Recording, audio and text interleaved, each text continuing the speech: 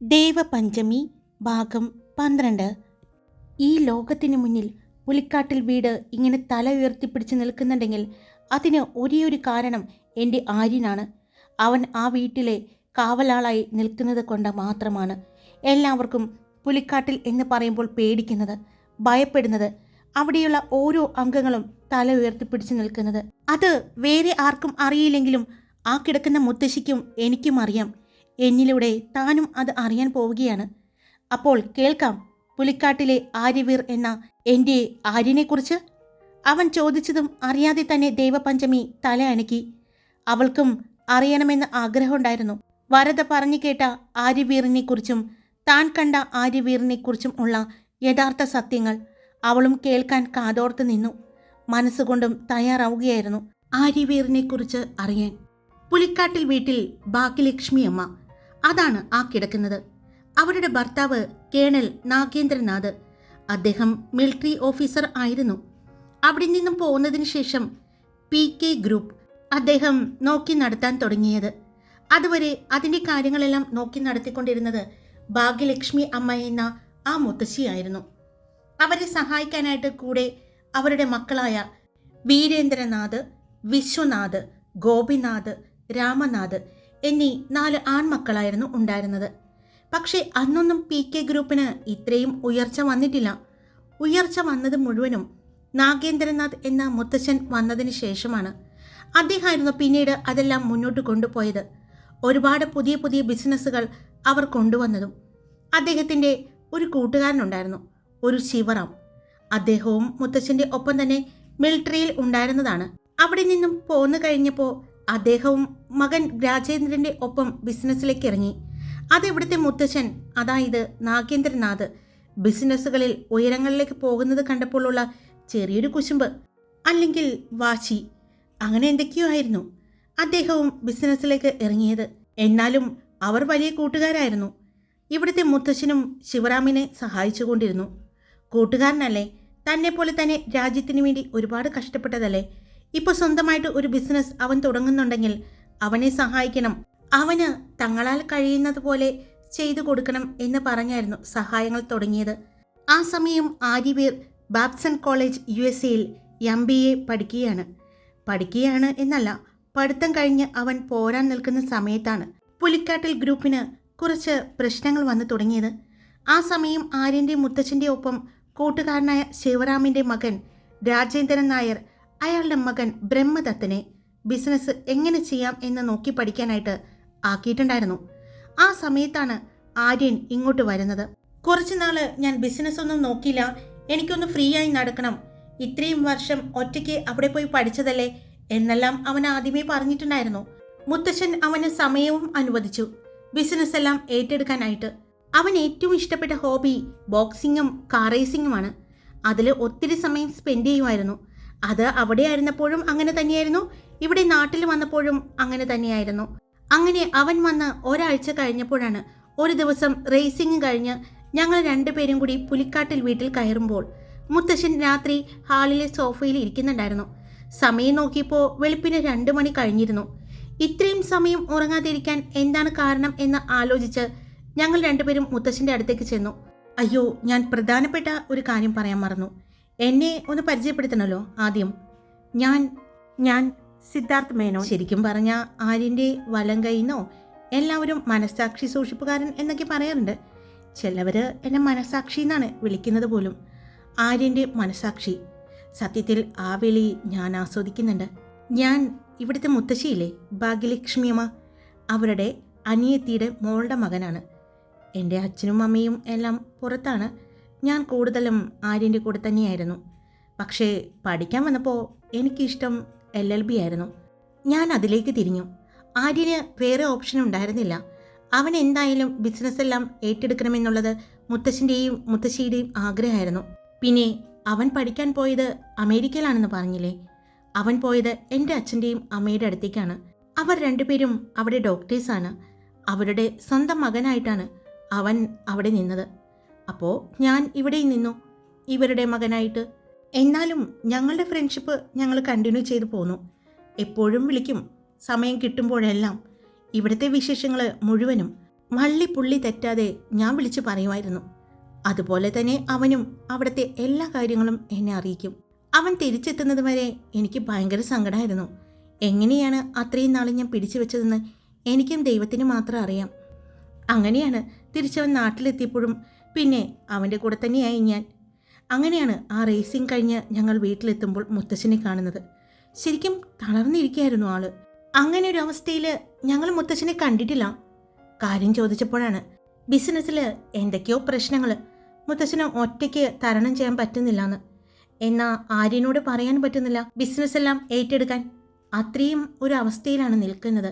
മുത്തശ്ശൻ്റെ സങ്കടം കണ്ടിട്ടാണ് ആര്യൻ പിറ്റേ ദിവസം മുതൽ പുലിക്കാട്ടിൽ ബിസിനസ് എല്ലാം ഏറ്റെടുക്കാൻ തുടങ്ങിയത്. മുത്തശ്ശൻ ഏറ്റെടുത്തപ്പോൾ തന്നെ മുത്തശ്ശൻ്റെ മക്കളെല്ലാവരും ഒന്ന് പതിയെ പിറകിലേക്ക് വലിഞ്ഞിരുന്നു. അതുകൊണ്ട് ഇങ്ങനൊരു ക്രൈസിസ് വന്നപ്പോൾ അവരോട് പറഞ്ഞപ്പോൾ അവർക്ക് ഒന്നും അറിയില്ല എന്ന് പറഞ്ഞ് അവർ കൈമലർത്തി. അതുകൂടി ആയപ്പോഴാണ് മുത്തശ്ശൻ ഏറ്റവും തകർന്നത്. പിന്നെ പിറ്റേ ദിവസം തുടങ്ങി അവൻ ഓഫീസിലേക്ക് പോയി തുടങ്ങി. അവൻ കാര്യങ്ങൾ ഏറ്റെടുത്തു തുടങ്ങി. മുത്തശ്ശൻ്റെ കൂടെ മുത്തശ്ശനെ സഹായിക്കാനായിട്ട് നിന്ന ബ്രഹ്മദത്തൻ അങ്ങനെ ആര്യൻ്റെ കൂടെ കൂടാൻ തുടങ്ങി. അത് എനിക്ക് ചെറിയൊരു ഇഷ്ടക്കേടുണ്ടാക്കി. കാരണം ആര്യൻ്റെ കൂടെ ആരും കൂടുന്നത് എനിക്കിഷ്ടമല്ല. അവൻ്റെ കൂടെ എപ്പോഴും ഞാനായിരിക്കണം എന്നൊരു കുഞ്ഞാഗ്രഹം എനിക്കുണ്ട്. പിന്നെ ഞാനും തിരക്കായി. പുലിക്കാട്ടിലെ ലീഗൽ അഡ്വൈസറായി ഞാൻ മാറി. പക്ഷേ എപ്പോഴും എനിക്ക് എൻ്റെ ആര്യൻ്റെ പ്രശ്നങ്ങൾ ഒത്തുതീർപ്പാക്കാനേ നേരം ഉണ്ടായിരുന്നുള്ളൂ. എപ്പോഴും ഓരോ പ്രശ്നങ്ങൾ ഉണ്ടാവുമായിരുന്നു. എന്നാലും ബുദ്ധിപരമായിട്ട് ആര്യൻ അതെല്ലാം തരണം ചെയ്തു. മുത്തശ്ശൻ പറഞ്ഞ ആ ഒരു ക്രൈസിസ് അത് പുലിക്കാട്ടിലിൻ്റെ ബിസിനസ് മറികടന്നു. പിന്നീട് വീണ്ടും പുലിക്കാട്ടിലെ ബിസിനസ്സുകൾ ഓരോന്നായി വളർന്നു തുടങ്ങി. അതുകൂടാതെ PK ഗ്രൂപ്പ് വീണ്ടും പുതിയ പുതിയ സംരംഭങ്ങൾ കൊണ്ടുവന്നു. അതിലൊന്നാണ് ഈ ഹോസ്പിറ്റൽ. പിന്നെ വേറെയുണ്ട് ഒരുപാട് സ്ഥാപനങ്ങൾ. അങ്ങനെ ഇരിക്കുമ്പോഴാണ് ശിവറാം, മുത്തശ്ശൻ്റെ ഫ്രണ്ടാണെന്ന് പറഞ്ഞില്ലേ, അവരുടെ മകൻ രാജേന്ദ്രൻ്റെ മകൾ അരുന്ധതി. ആളൊരു മോഡലാണ്. അതുകൂടാതെ ഒരു നല്ല ഫാഷൻ ഡിസൈനറും. അവള് എവിടെയോ വെച്ച് ഇവരുടെ ഫാമിലി ഫംഗ്ഷനിൽ വെച്ചാണെന്നാണ് എൻ്റെ ഓർമ്മ. ആര്യനെ കണ്ടു എന്ന് പറഞ്ഞു. ആര്യനെ ഇഷ്ടപ്പെട്ടു എന്ന് പറഞ്ഞു. അവൾ വന്ന് അവളുടെ മുത്തശ്ശൻ ശിവറാമിനോട് പറഞ്ഞു. ശിവറാം വന്ന് മുത്തശ്ശനോട് സംസാരിച്ചു.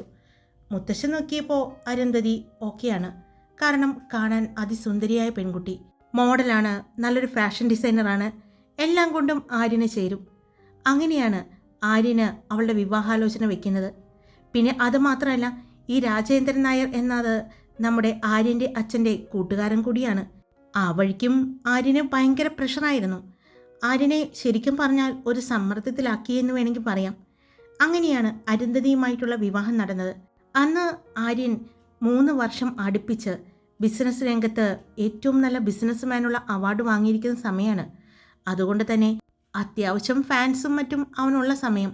അങ്ങനെ PK ഗ്രൂപ്പിൻ്റെ ഒരു കോളേജ് ഉണ്ട് ഇവിടെ, കേട്ടിട്ടുണ്ടോ? അവൻ ചോദിച്ചതും ദേവപഞ്ചമി ഇല്ല എന്ന് തലയണക്കി. എന്നാ PK ഗ്രൂപ്പിന് ഒരു കോളേജ് ഉണ്ട്. ആ കോളേജിൽ ഒരു ഫംഗ്ഷൻ നടന്നു. അതിൽ മെയിൻ ഗസ്റ്റായിട്ട് ആര്യനായിരുന്നു. ആ ഫംഗ്ഷൻ നടക്കുന്നതിന് 3 ദിവസം മുമ്പായിരുന്നു ബിസിനസ് ടുഡേയുടെ മികച്ച CEO അവാർഡ് ആര്യന് കിട്ടിയത്. അപ്പോൾ അതിൻ്റെ ഒരു ചടങ്ങ് കൂടിയായിട്ടായിരുന്നു ആ ഫംഗ്ഷന് ആര്യൻ എത്തിയത്. അന്നവിടെ അരുന്ധതിയും വന്നിട്ടുണ്ടായിരുന്നു. അവിടെ വെച്ച് ഏതൊക്കെയോ പെൺകുട്ടികൾ അവിടുത്തെ ഫംഗ്ഷൻ കഴിഞ്ഞപ്പോൾ ആര്യനോട് ചെന്ന് സംസാരിച്ചു. ആര്യൻ അവരോട് സംസാരിച്ചു എന്ന് പറഞ്ഞ് അരുന്ധതി എന്തൊരു ബഹളമായിരുന്നെന്നറിയോ? ആത്മഹത്യാ ശ്രമം വരെ അവൾ നടത്തി. ആര്യൻ ആരോടും സംസാരിക്കുന്നത് അവൾക്ക് ഇഷ്ടമല്ല, പ്രത്യേകിച്ച് പെൺകുട്ടികളോട്. അങ്ങനെ ഒരു പ്രശ്നം വന്നപ്പോൾ തന്നെ ആര്യൻ പറഞ്ഞു, ഇത് ശരിയാവില്ല, അവന് താല്പര്യമില്ലാന്ന്. പക്ഷേ അവൻ്റെ അച്ഛൻ വീരേന്ദ്രൻ സമ്മതിച്ചില്ല. അത് അവൾക്ക് ഇവനോടുള്ള ആത്മാർത്ഥമായ ഇഷ്ടമാണെന്നും ഇഷ്ടക്കൂടുതൽ കൊണ്ട് സംഭവിച്ചതാണെന്നൊക്കെ പറഞ്ഞ് അവനെ കൺവിൻസ് ചെയ്യാനൊക്കെ നോക്കി. എത്ര കൺവിൻസ് ചെയ്തിട്ടും അവൻ പറഞ്ഞു തൻ്റെ ജീവിതം ഇവിടെ നശിക്കുകയാണെന്ന്. അങ്ങനെ തന്നെ കരുതിയാണ് എല്ലാവരുടെയും സമ്മർദ്ദത്തിന് വഴങ്ങി അവൻ അരുന്ധതിയെ വിവാഹം കഴിക്കാൻ തീരുമാനിച്ചത്. വലിയ ഗംഭീരമായ ഒരു ഫംഗ്ഷൻ തന്നെയായിരുന്നു. അതുപോലൊരു വിവാഹം ഇവിടെ നടന്നിട്ടുണ്ടോ എന്ന് പോലും അറിയില്ല. അത്രയും ആർഭാടമായിട്ടുള്ള ഒരു വിവാഹമായിരുന്നു. ആര്യൻ നിന്നു കൊടുക്കുകയായിരുന്നു. മുത്തച്ഛന് വേണ്ടി, അച്ഛന് വേണ്ടി, എല്ലാവർക്കും വേണ്ടി അവൻ നിന്നു കൊടുത്തു.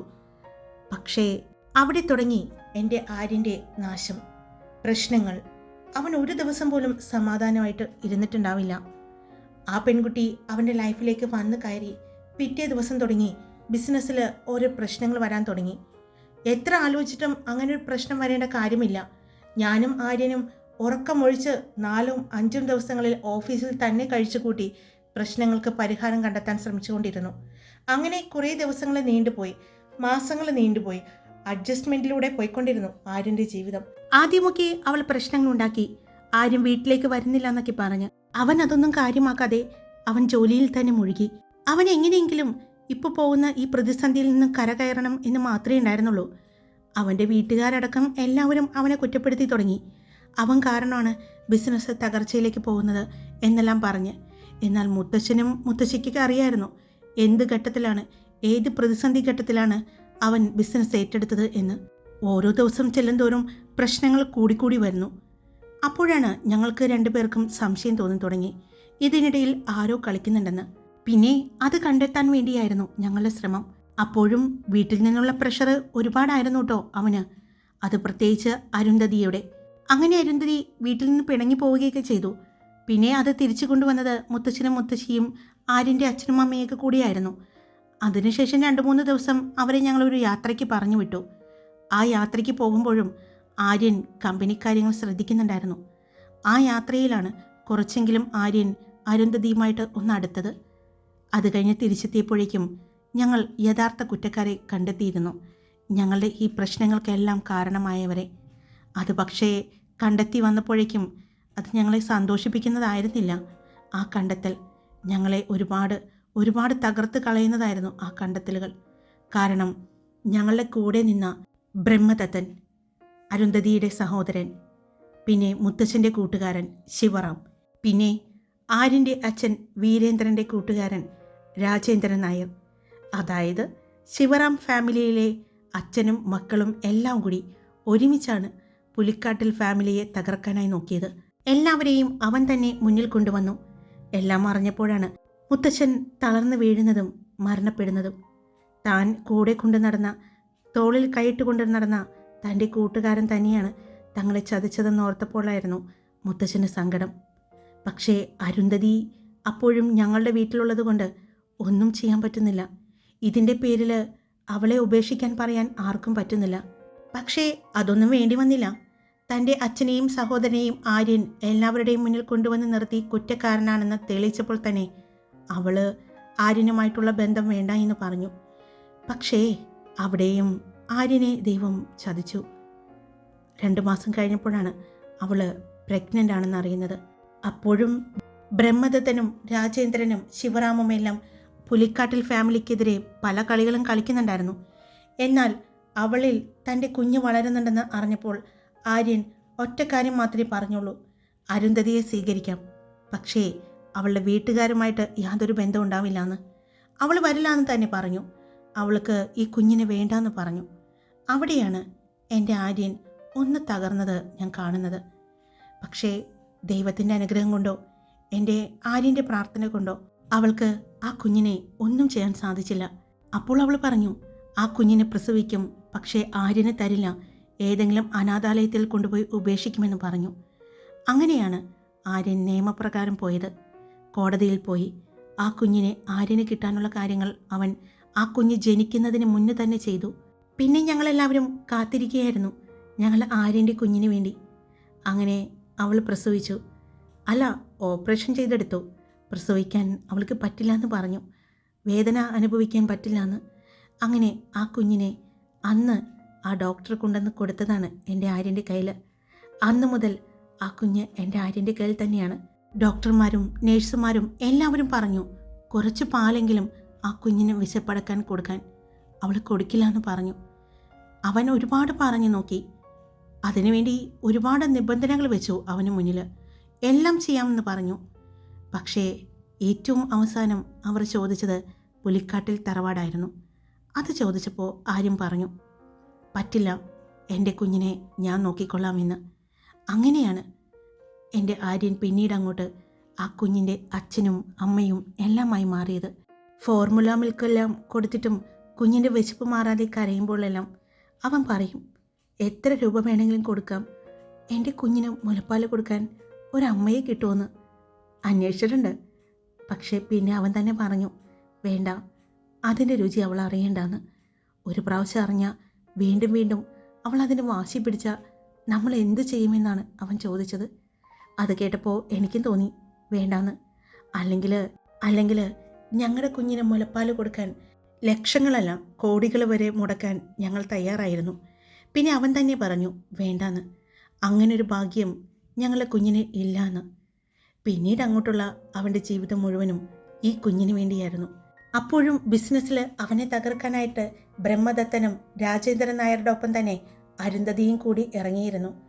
അവളൊരിക്കലും വിചാരിച്ചില്ല ഞങ്ങൾ ആ കുഞ്ഞിനെ ഇതുപോലെ കൊണ്ടു നടക്കുമെന്ന്. അവൾ വേണ്ടാന്ന് പറഞ്ഞിരിക്കുന്നത് കൊണ്ട് ഒരിക്കലും കോടതി അവൾക്ക് ഇനി ആ കുഞ്ഞിനെ കൊടുക്കില്ല എന്നറിയാം. അതുകൊണ്ട് അവകാശം പറഞ്ഞു വരാനും അവൾക്ക് പറ്റില്ല. അവരുണ്ടാക്കുന്ന പ്രശ്നങ്ങളെല്ലാം ബിസിനസ്സിൽ ഉണ്ടായിരുന്നിട്ടും അവൻ അതും തരണം ചെയ്തു കുഞ്ഞിനെയും നന്നായി തന്നെ നോക്കി. അവൻ മുന്നേറിക്കൊണ്ടിരിക്കുന്നു. ഇപ്പോൾ ഈ കാണുന്ന പുലിക്കാട്ടിൽ കുടുംബം ഇത്ര മനോഹരമായിട്ട് പോകുന്നുണ്ടെങ്കിൽ, ഇത്ര ഭംഗിയായിട്ട് പോകുന്നുണ്ടെങ്കിൽ, ഇത്രയും തലയെടുപ്പോടെ നിൽക്കുന്നുണ്ടെങ്കിൽ അതിനെല്ലാം പിന്നിൽ എൻ്റെ ആര്യനാണ്. ആരുടെ മുന്നിലും തോൽക്കില്ല എന്നുള്ള വാശിയാണ്. തന്നെ കുറ്റപ്പെടുത്തിയിട്ടുണ്ട് അച്ഛനും അമ്മയും. അവരെ പോലും ഇപ്പോൾ അവൻ മൈൻഡ് ചെയ്യാറില്ല. അവൻ്റെ ജീവിതം ആ കിടക്കുന്ന 2 പേരിലേക്ക് മാത്രമായിട്ട് അവൻ സ്വയം ഒതുക്കിയതാണ്. ഇവരെ കൂടാതെ മറ്റ് ശത്രുക്കളുമുണ്ട്. എല്ലാം തരണം ചെയ്ത് ഇപ്പോഴും ആര്യൻ മുന്നോട്ട് പോകുന്നുണ്ട്. കൂടെ അവൻ്റെ കുഞ്ഞിനെയും അവൻ നന്നായി തന്നെ നോക്കുന്നുണ്ട്. ഇപ്പോൾ ഈ 2 ദിവസമായിട്ട് താൻ വന്നപ്പോൾ താൻ കുഞ്ഞിനെ ശ്രദ്ധിക്കുന്നതെല്ലാം അവൻ കാണുന്നുണ്ടായിരുന്നു. അതുകൊണ്ട് തന്നെയാണ് നാഗമോളെ തൻ്റെ കയ്യിൽ അവൻ ഏൽപ്പിച്ചത്. അല്ലെങ്കിൽ ഒരിക്കലും തൻ്റെ കയ്യിൽ ആ കുഞ്ഞിനെ അവൻ ഏൽപ്പിക്കില്ലായിരുന്നു. അവൻ വന്നു കഴിഞ്ഞാൽ അവൻ്റെ കൂടെ അല്ലാതെ ആ കുഞ്ഞ് ഉറങ്ങില്ലായിരുന്നു. അത്രയ്ക്ക് അവൻ്റെ ജീവനാണ് ആ കുഞ്ഞ്. വീട്ടുകാരുടെ നിർബന്ധപ്രകാരം ഒരു വിവാഹം കഴിച്ചു എന്നൊരു തെറ്റേ ആര്യൻ ചെയ്തിട്ടുള്ളൂ. പക്ഷേ ഒരിക്കലും അഡ്ജസ്റ്റ് ചെയ്യാൻ പറ്റില്ല എന്നറിഞ്ഞിട്ടും വീട്ടുകാർക്ക് വേണ്ടി അഡ്ജസ്റ്റ് ചെയ്ത് ജീവിച്ചതാണ് അവൻ. അതൊന്നും അവൻ്റെ വീട്ടുകാർ ആ സമയം ചിന്തിച്ചില്ല. അവനെക്കുറിച്ച് അവർ ഓർത്തത് പോലുമില്ല എന്ന് തോന്നി. എപ്പോഴും പ്രശ്നങ്ങളും കുറ്റപ്പെടുത്തലുകളും എല്ലാം മാത്രമായിരുന്നു അവന്. അതിൽ നിന്നെല്ലാം കരകയറിയത് ഇപ്പോഴാണ് അവൻ ജീവിച്ചു തുടങ്ങിയത്. ഇപ്പോൾ നാഗമോളുണ്ടായിട്ട് ഇനി 40 ദിവസം കൂടി കഴിയുമ്പോൾ കുഞ്ഞിന് 1 വയസ്സാവുകയാണ്. ആ കുഞ്ഞിൻ്റെ ഓരോ ദിവസവും എണ്ണിയാണ് എൻ്റെ ആര്യൻ ജീവിച്ചത്, സിദ്ധാർത്ഥ് പറഞ്ഞു. അപ്പോൾ അരുന്ധതി അവരിപ്പോൾ എവിടെയാണ്? അതോ മുഖ്യമന്ത്രി ബാഹുലയൻ്റെ മകൻ കൃഷ്ണ ബാഹുലയൻ്റെ മരുമകളായിട്ട് ഇപ്പോൾ ജീവിക്കുന്നുണ്ട്. എന്താ? അതേടോ, മുഖ്യമന്ത്രിയുടെ മരുമകളാണ് ഇപ്പോൾ ഈ പറയുന്ന അരുന്ധതി. എന്നിട്ടും ഇപ്പോഴും ആര്യനെ ദ്രോഹിച്ചുകൊണ്ടിരിക്കുകയാണ് അവൾക്ക് മതിയായിട്ടില്ലാന്ന് തോന്നുന്നു. എന്നാൽ നമ്മുടെ ആര്യൻ അതൊന്നും കാര്യമാക്കാറേയില്ല. അവൻ അവളെ മൈൻഡ് ചെയ്യാറ് പോലുമില്ല. ബിസിനസ്സിൽ ഇപ്പോഴും ശത്രുവായിട്ട് നിൽക്കുന്നത് ആ ബ്രഹ്മദത്തനാണ്. ബ്രഹ്മ ഗ്രൂപ്പാണ് അവൻ്റെ തട്ടകം. ബ്രഹ്മ ഗ്രൂപ്പ്. ആ പേര് അവൾ പറഞ്ഞതും സിദ്ധാർത്ഥ് അവളുടെ മുഖത്തേക്ക് നോക്കി. താൻ കേട്ടിട്ടുണ്ടോ? ഉണ്ട്, ബ്രഹ്മ ഗ്രൂപ്പ്. എന്നെ വിവാഹം കഴിക്കാൻ പോകുന്ന ശ്രാവണിൻ്റെ സഹോദരി ശ്രേയയുമായിട്ട് വിവാഹം ഉറപ്പിച്ചിരിക്കുകയാണ് ഈ പറയുന്ന ബ്രഹ്മദത്തൻ്റെ. അത് കേട്ടതും അവൻ ഞെട്ടലോടെയാണ് അവളുടെ മുഖത്തേക്ക് നോക്കിയത്. ഹായ്, എല്ലാവരും സുഖമായിട്ടിരിക്കുന്നോ? ഞാൻ സുഖമായിട്ടിരിക്കുന്നു. അപ്പോൾ സ്റ്റോറി ഇട്ടിട്ടുണ്ടേ. ഇഷ്ടപ്പെട്ട ലൈക്ക് ചെയ്യാനും ഹൈപ്പ് ചെയ്യാനും നിങ്ങളുടെ അഭിപ്രായങ്ങൾ കമൻറ്റ് ചെയ്യാനും സബ്സ്ക്രൈബ് ചെയ്യാതെ കേൾക്കുന്നുണ്ടെങ്കിൽ സബ്സ്ക്രൈബ് ചെയ്യാനും മറക്കല്ലേ. Love you all. It's me Karthika.